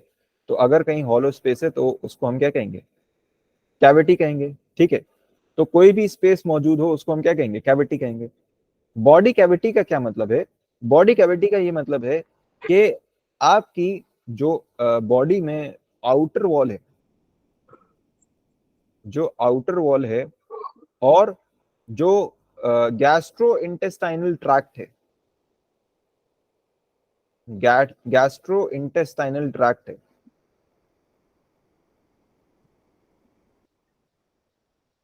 ठीक है। इन दोनों के बीच में, इन दोनों के बीच में ये बॉडी कैविटी है या नहीं है, ठीक है। तो इन दोनों के बीच में जो है बॉडी कैविटी प्रेजेंट है या नहीं है, ठीक है। तो गैस्ट्रो इंटेस्टाइनल ट्रैक्ट क्या होता है, जैसे अगर हम मैं अगर ह्यूमन बॉडी का एग्जांपल दूं तो ह्यूमन बॉडी में आउटर वॉल क्या होगी, आउटर वॉल क्या होगी, एपिडर्मिस। एपिडर्मिस पता होगा सबको, एपिडर्मिस क्या है, एपिडर्मिस। और गैस्ट्रोइंटेस्टाइनल ट्रैक्ट क्या हो जाएगा, एलिमेंट्री कैनाल, एलिमेंट्री कैनाल। ठीक, तो इन दोनों के बीच में, इन दोनों के बीच में अगर कैविटी प्रेजेंट है, ठीक है, अगर इन दोनों के बीच में कैविटी प्रेजेंट है तो फिर उसको हम क्या कहेंगे, उसको हम क्या कहेंगे,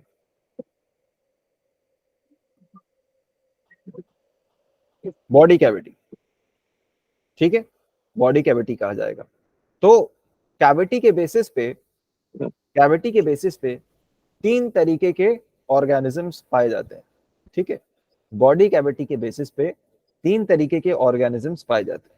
ठीक, तो एक तो होते हैं ऑर्गेनिज्म जिनको हम कहते हैं बॉडी कैविटी। अच्छा, एक और चीज समझे कि बायो में ये जो कैविटी है, बॉडी कैविटी, इसको एक टर्म दी जाती है, दैट इज सीलोम।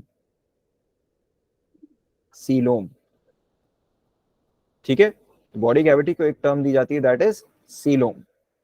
तो अगर सीलोम है, नहीं है, अगर सीलोम नहीं है तो उन ऑर्गेनिजम्स को हम क्या कहते हैं, एसीलोमेट, एसीलोमेट। और अगर कैविटी है तो उनको हम क्या कहते हैं, सीलोमेट, सीलोमेट। तो कैविटी वाले ऑर्गेनिजम्स ज्यादा एडवांस्ड होते हैं।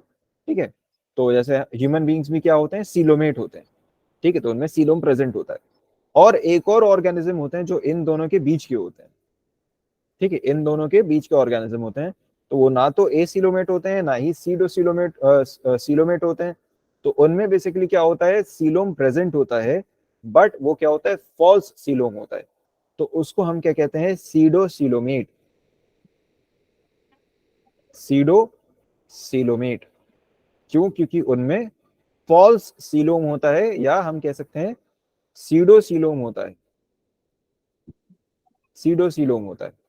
ठीक, तो वही बात यहाँ पे बताई गई है कि सीलोम के बेसिस पे क्लासिफिकेशन, नेक्स्ट क्लासिफिकेशन क्या है, सीलोम के बेसिस पे। और सीलोम के बेसिस पे अगर नहीं है सीलोम, एसीलोमेट है, तो फिर वो क्या होंगे, सीलेंट्रेटा या प्लैटीहेल्मिन्थ्स, सीलेंट्रेटा या प्लैटीहेल्मिन्थ्स। ठीक, और अगर सीलोम है, ठीक, तो उसमें भी फिर देखा जाएगा कि वो सीडोसीलोम है या ट्रू सीलोम है, ट्रू सीलोम है। तो अगर सीडोसीलोम है, फॉल्स सीलोम है, तो फिर वो क्या होंगे, फाइलम नीमाटोडा, फाइलम नीमाटोडा। और अगर ट्रू सीलोम है, अगर ट्रू सीलोम है, फिर फर्दर क्लासिफिकेशन किया जाएगा किसके बेसिस पे, मीजोडर्मल सेल्स के बेसिस पे। ठीक है, मीजोडर्मल सेल्स के बेसिस पे। तो मीजोडर्मल सेल्स के बेसिस पे क्लासिफिकेशन होने का क्या मतलब है, बेसिकली यहाँ पे बात हो रही है किसकी, यहाँ पे किसकी बात हो रही है, जर्म लेयर्स की बात हो रही है, जर्म लेयर्स की बात हो रही है। तो जर्म लेयर्स के बेसिस पे, जर्म लेयर्स के बेसिस पे 2 तरीके का क्लासिफिकेशन होता है। क्या, एक तो हो सकता है ऑर्गेनिज्म 2 जर्म लेयर से बना हो, 2 जर्म लेयर से बना हो। तो 2 मींस डाई, 2 को हम क्या कहते हैं, डाई। तो 2 जर्म लेयर से बने हुए ऑर्गेनिज्म को हम क्या कहते हैं, डिप्लोब्लास्टिक, डिप्लोब्लास्टिक। और अगर 2 की जगह 3 से बना हुआ है तो उसको हम क्या कहते हैं, ट्राई, सो ट्रिप्लोब्लास्टिक, ट्रिप्लोब्लास्टिक। ठीक, अभी इतनी टेंशन नहीं लेना है क्योंकि अभी इन सब को हम पढ़ेंगे आगे, इन सब के बारे में बताऊंगा मैं आगे। ठीक है, अभी तो बस एक ब्रीफ में बता रहा हूं कि किस तरीके से क्लासिफिकेशन किया गया है।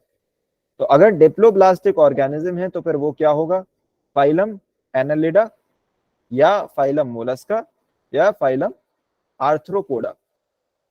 ठीक है, तो ये क्या हो गए, एनालिडा, मोलस्का, आर्थ्रोपोडा। ठीक है, डिप्लोब्लास्टिक हो गए।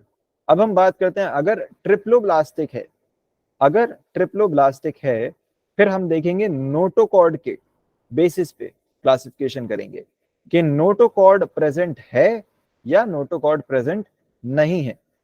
तो नोटोकॉर्ड क्या होता है? नोटोकॉर्ड क्या होता है कि नोटोकॉर्ड एक हम कह सकते हैं नर्व कॉर्ड होती है, नर्व कॉर्ड होती है नोटोकॉर्ड, जो आपके हम कह सकते हैं न्यूरल सिस्टम से, नर्वस सिस्टम से एक्सटेंड हो रही होती है, उसी को हम क्या कहते हैं, नर्व कॉर्ड या नोटोकॉर्ड। ठीक, और हम इसको कंपेयर कर सकते हैं हमारी बॉडी में, जैसे स्पाइनल कॉर्ड है उससे हम कंपेयर कर सकते हैं, ठीक है, स्पाइनल कॉर्ड से। तो नोटोकॉर्ड अगर प्रेजेंट नहीं है तो उसको हम क्या कहते हैं, फाइलम बन जाता है वो, क्या, फाइलम इकाइनोडर्मेटा, फाइलम इकाइनोडर्मेटा। ठीक, नोटोकॉर्ड प्रेजेंट नहीं है तो फिर क्या होगा, फाइलम इकाइनोडर्मेटा। अब अगर नोटोकॉर्ड प्रेजेंट है, ठीक, अगर नोटोकॉर्ड प्रेजेंट है तो उन सारे ऑर्गेनिजम्स को हम क्या कहते हैं, कॉर्डेटा। कॉर्डेटा मतलब नोटोकॉर्ड प्रेजेंट है तो क्या है वो, कॉर्डेटा है। अब अगर कॉर्डेट्स हैं, कॉर्डेटा है, तो कॉर्डेटा में फिर देखा जाता है कि जो नोटोकॉर्ड है वो किसी लाइफ टाइम के किसी एक पार्ट में रही है नोटोकॉर्ड, मतलब लार्वल स्टेज पे थी, ठीक है, या बहुत रूडिमेंट्री थी, रूडिमेंट्री मतलब जो बहुत क्या हो, छोटे टाइम के लिए रही हो और फिर खत्म हो गई हो, ठीक है, तो रूडिमेंट्री थी, या फिर नोटोकॉर्ड जो है वो वर्टिब्रल कॉलम से रिप्लेस हो गई हो, वर्टिब्रल कॉलम से क्या हो गई हो, रिप्लेस हो गई हो नोटोकॉर्ड, ठीक है, और ये परमानेंट हो।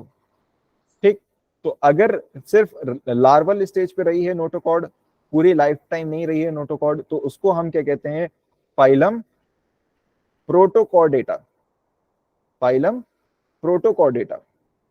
और अगर नोटोकॉर्ड रही है, ट्रू नोटोकॉर्ड थी, पूरी लाइफ टाइम रही है, तो फिर उसको हम क्या कहते हैं, फाइलम वर्टिब्रेटा, फाइलम वर्टिब्रेटा। ठीक, तो मतलब जिसमें वर्टिब्रल कॉलम बन गई, नोटोकॉर्ड का वर्टिब्रल कॉलम बन गया। ठीक, अब तो ये क्या हो गए, फाइलम वर्टिब्रेटा। अब फाइलम वर्टिब्रेटा में अलग अलग क्लासेस हैं। ठीक, तो सबसे पहली चीज क्या है, सबसे पहली चीज क्या है, सबसे पहली चीज क्या है, jawless eel like circular mouth scaleless slimy skin fishes।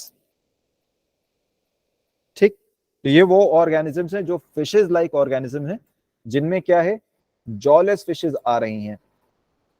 ठीक, जॉलेस फिशेस आ रही हैं, तो इनको हम क्या कहते हैं, साइक्लोस्टोमेटा, इनको हम क्या कहते हैं, साइक्लोस्टोमेटा। उसके बाद क्या है, उसके बाद वो हैं ऑर्गेनिजम्स, जो वो फिशेस हैं जिनमें क्या है, एक्सोस्केलेटन किसका बना है, स्केल्स का बना है। तो एक्सोस्केलेटन या जो स्किन है उसमें क्या है, स्केल्स मौजूद है।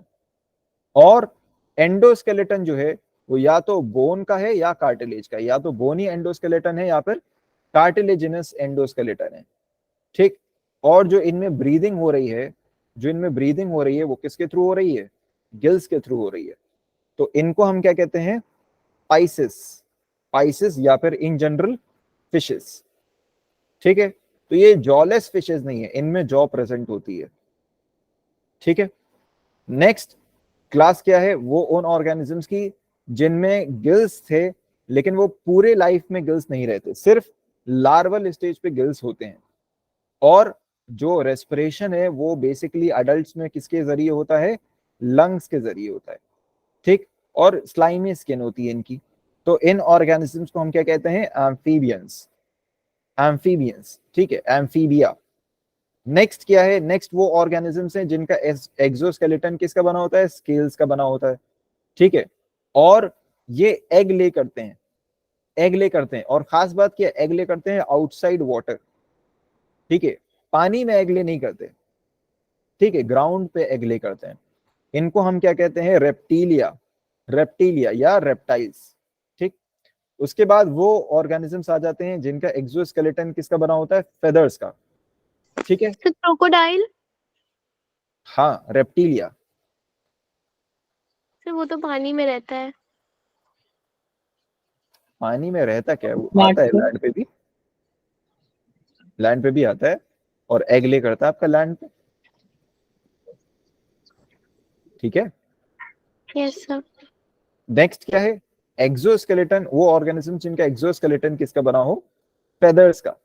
ठीक, और ये भी एग ले करते हैं कहाँ पे, आउटसाइड वाटर, आउटसाइड वाटर, और इनमें फ्लाइट पॉसिबल है, मतलब ये ऑर्गेनिजम्स उड़ सकते हैं।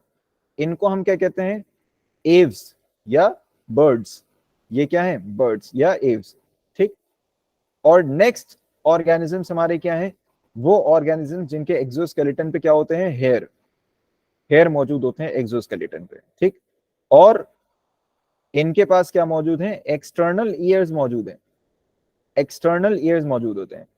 और मोस्टली ये क्या करते हैं, यंग वंस को बर्थ देते हैं, बर्थ देते हैं। और इनका एक डिस्टिंक्टिव फीचर क्या है कि इनके पास क्या होता है, मेमोरी ग्लैंड्स होते हैं, मेमोरी ग्लैंड्स होते हैं। ठीक है, तो इनको हम क्या कहते हैं, मैमल्स कहते हैं या मेमेलिया। ठीक है, क्लियर है बात, यस सर। Yes, sir. बात समझ आ गई पूरी। ठीक है, तो ये एक पूरा बेसिस है कि किस तरीके से, क्या बेसिस है, किस तरीके से क्लासिफिकेशन किंगडम एनिमेलिया में किया गया है।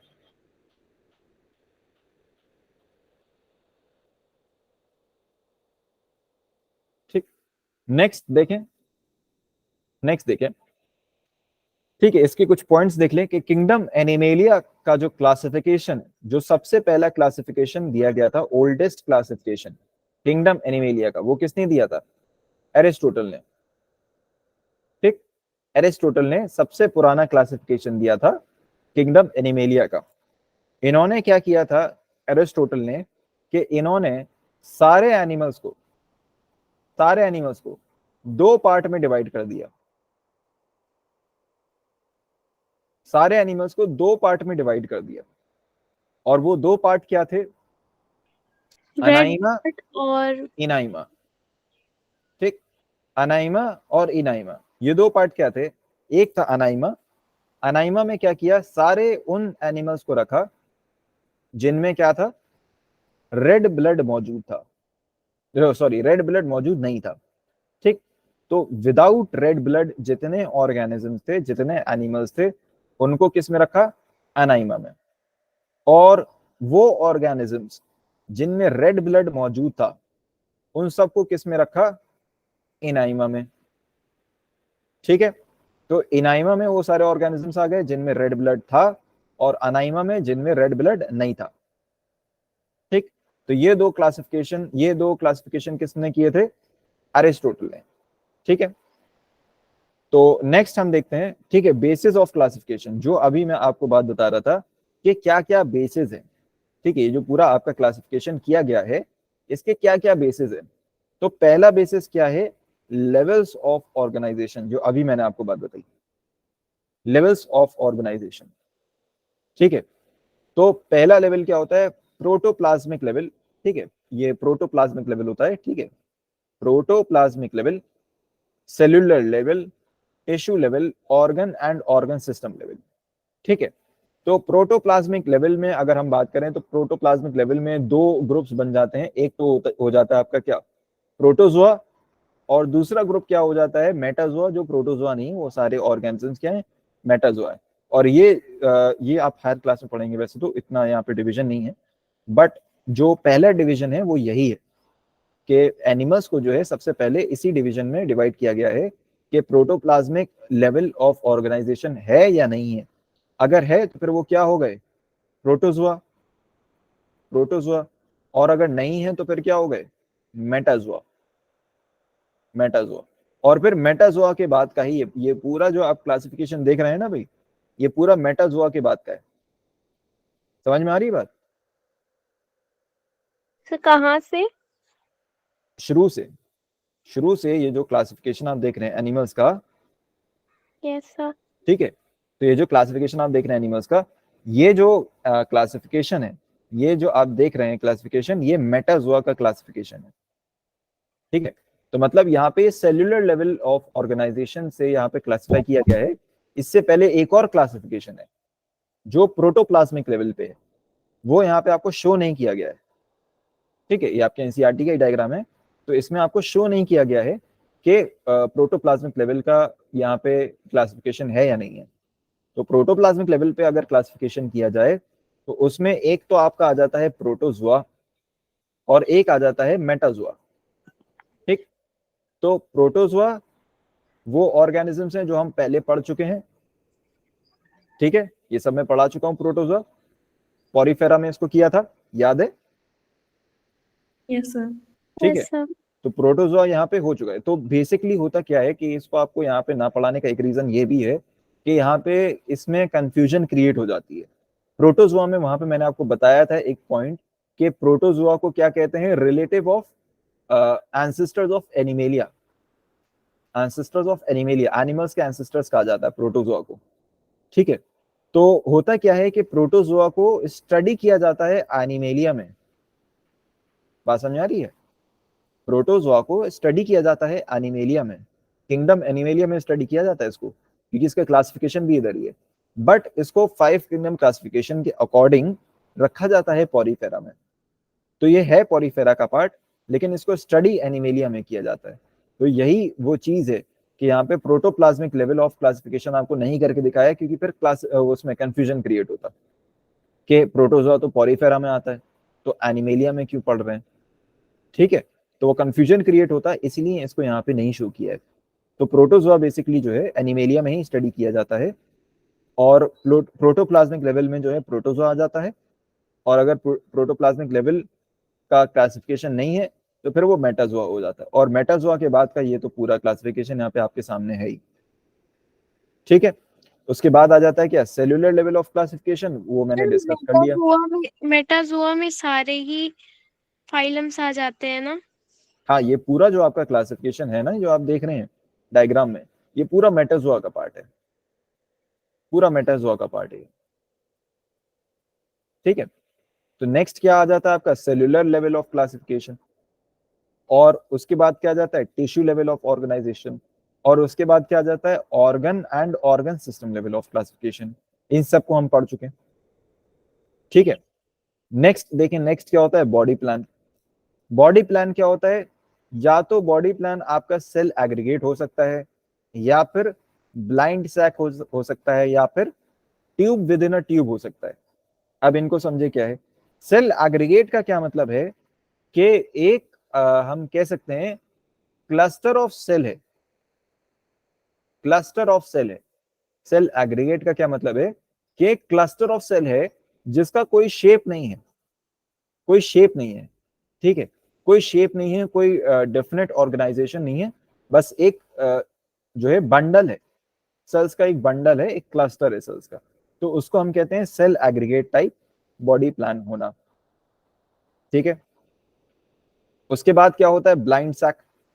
ब्लाइंड सैक, तो ब्लाइंड सैक में क्या होता है, ब्लाइंड सैक क्या है कि एक इस तरीके का आपका सेल स्ट्रक्चर है जिसमें कि एक तरीके से जो आपका ऑर्गेनिज्म है वो क्लोज्ड है। ठीक है, जैसे अगर हम ह्यूमंस की बात करें तो ह्यूमंस में क्या होता है कि पूरा एक एलिमेंट्री कैनाल होता है। ठीक है, एक एलिमेंट्री कैनाल होता है, और प्रॉपर एक माउथ पार्ट होता है जहां से फूड एंटर होता है, और एक एक्सक्रीटरी पार्ट होता है, दैट इज एनस, जहां से फूड एग्जिट होता है। अनडाइजेस्टेड फूड हम एक्सक्रीट आउट करते हैं। तो ये क्या है, वेल डेवलप्ड एलिमेंट्री कैनाल है हमारा। ठीक है, तो कुछ ऑर्गेनिज्म में क्या होता है कि एक ही ओपनिंग होती है, एक ही ओपनिंग होती है, वहीं से फूड एंटर होता है और वहीं से एक्सक्रीट आउट होता है। ठीक है, तो ये सब क्या है, ये ब्लाइंड सैक टाइप ऑर्गेनाइजेशन है। उसके बाद क्या है, tube within a tube type organization. Tube within a tube type organization क्या है कि इसमें ये माना जाता है कि दो तरीके की लेयर्स होती हैं। एक तो होती है आपकी outer layer, outer layer body की। ठीक है, आउटर लेयर जो कि क्या है, एपिडर्मिस। और एक इनर लेयर होती है जिसको हम क्या कहते हैं, गैस्ट्रोडर्मिस। गैस्ट्रोडर्मिस, ठीक है, जो आपके एलिमेंट्री कैनाल की डर्मिस है। ठीक है, तो वो क्या है, tube within a tube like organization. ठीक, नेक्स्ट हम बात करते हैं सिमेट्री की। तो सिमेट्री क्या होती है, ये पता होगा आपको कि कोई भी अगर शेप है, ठीक है, कोई भी अगर शेप है, उसमें अगर हम लाइन ऑफ सिमेट्री बना दें तो वो उस लाइन ऑफ सिमेट्री के अकॉर्डिंग फोल्ड हो जाए दो इक्वल पार्ट्स में, उसी को हम क्या कहते हैं, सिमेट्री, सिमेट्रिक होना।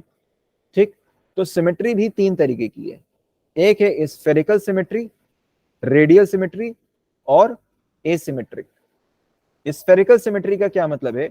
स्फेरिकली सिमेट्रिक होने का क्या मतलब है कि एक स्फेयर है, एक स्फेयर है और उसमें आप किसी भी पॉइंट से लाइन ऑफ सिमेट्री बना दें, किसी भी प्लेन से, ठीक है, और उस प्लेन के अकॉर्डिंग वो दो हिस्सों में डिवाइड हो जाएगा।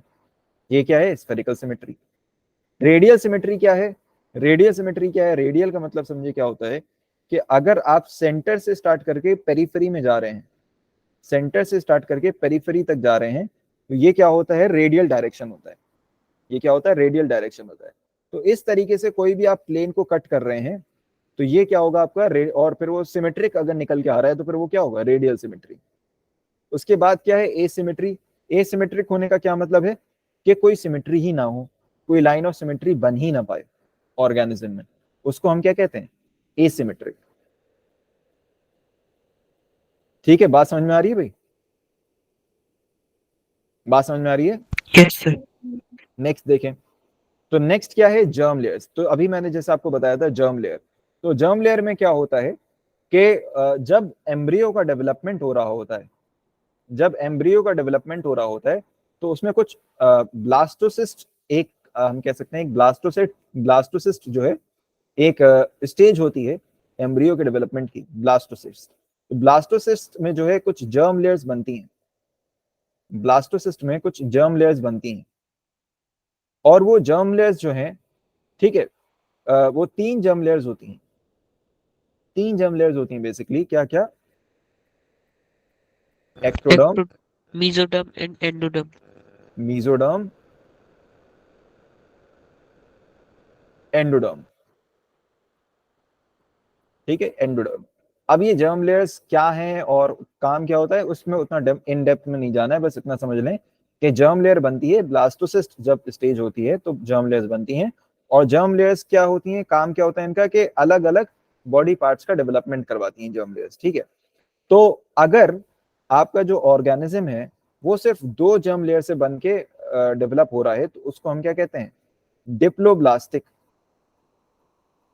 डिप्लोब्लास्टिक 3 है ना, ये 3 में से अगर किसी 2 में से बन रहा है तो डिप्लोब्लास्टिक, और तीनों से बन रहा है तो फिर, तीनों से बन रहा है तो फिर ट्रिप्लोब्लास्टिक। ठीक, बस इतनी सी बात है। नेक्स्ट क्या है? मेटामेरिज्म। मेटामेरिज्म क्या है? सेगमेंटेशन। क्या मतलब? जैसे अगर कोई आपके पास अर्थवॉर्म है, अर्थवॉर्म है, ठीक है, तो उसमें आपने देखा होगा कि सेगमेंटेशन, इस तरीके से सेगमेंट्स बने होते हैं, देखा है? इस तरीके से सेगमेंट्स बने होते हैं, इसी को हम कहते हैं सेगमेंटेशन या मेटामेरिज्म। ठीक है, बात समझ में आ रही है? Yes sir. नेक्स्ट देखें क्या है? Digestive system. अब डाइजेस्टिव सिस्टम तो आपको पता ही है क्या होता है। अब डाइजेस्टिव सिस्टम जो है या तो ऑर्गेनिज्म में कंप्लीट हो सकता है या इनकम्प्लीट हो सकता है। कंप्लीट कब होगा? जब उसमें एक वेल डेवलप्ड एलिमेंट्री कैनाल मौजूद होगा, वेल डेवलप्ड उसमें डाइजेस्टिव ग्लैंड्स मौजूद होंगे और उसमें जो एलिमेंट्री कैनाल होगा उसकी 2 ओपनिंग्स होंगी, 2 ओपनिंग्स होंगी। ठीक है, और वो 2 ओपनिंग्स क्या कर रही होंगी? एक ओपनिंग होगी फूड एंटर के लिए, एंटर होने के लिए, और एक फूड को एग्जिट करने के लिए। इनकम्प्लीट में क्या होगा कि सिर्फ एक ही ओपनिंग होगी। ठीक है, सिर्फ एक ही ओपनिंग होगी, वहीं से फूड एंटर भी हो रहा होगा और एग्जिट भी हो रहा होगा, तो वो इनकम्प्लीट डाइजेस्टिव सिस्टम है। नेक्स्ट सीलोम है। सीलोम की हमने बात कर ली, एसीलोमेट, सीडोसीलोमेट, सीलोमेट, 3 तरीके के ऑर्गेनिज्म हो सकते हैं। नोटोकॉर्ड की हमने बात कर ली। नोटोकॉर्ड जो है या तो होगी या फिर नहीं होगी, नहीं होगी तो फिर नॉन कॉर्डेट होंगे, होगी तो कॉर्डेट होंगे। सर्कुलेटरी सिस्टम देख लें। सर्कुलेटरी सिस्टम आपको पता ही है क्या होता है। सर्कुलेटरी सिस्टम या तो ओपन हो सकता है या फिर क्लोज्ड हो सकता है। अगर ओपन सर्कुलेटरी सिस्टम होगा उसका क्या मतलब है कि फ्लूइड जो है, बॉडी फ्लूइड जो है, बॉडी फ्लूइड जो है वो क्या हो रहा होगा? पूरी बॉडी में फ्लो हो रहा होगा। और क्लोज्ड में क्या होगा? ब्लड वेसल्स मौजूद होंगी, ठीक है, जिनके थ्रू ब्लड फ्लो हो रहा होगा, वो होता है क्लोज्ड। ठीक है, पूरी बॉडी में ब्लड नहीं फ्लो हो रहा होगा। बात समझ में आ गई भाई? ये सारी बातें समझ में आ गई? Yes sir. ठीक है, तो अब हम जो है इसको नेक्स्ट क्लास में जो है स्टार्ट करेंगे। ठीक है, किंगडम एनिमेलिया से जो है नेक्स्ट क्लास में हम स्टार्ट करेंगे और इसको पूरा कंप्लीट कर लेंगे आज ही के आज, ठीक है। 2:30 पे आपकी दूसरी क्लास होगी, ठीक है। तो सब लोग ज्वाइन करिएगा और इसको किंगडम एनिमेलिया को उसी में कंप्लीट कर लेंगे, तो आपका ये पूरा डाइवर्सिटी आज ही के आज चैप्टर कंप्लीट हो जाएगा, ठीक है भाई। Okay sir.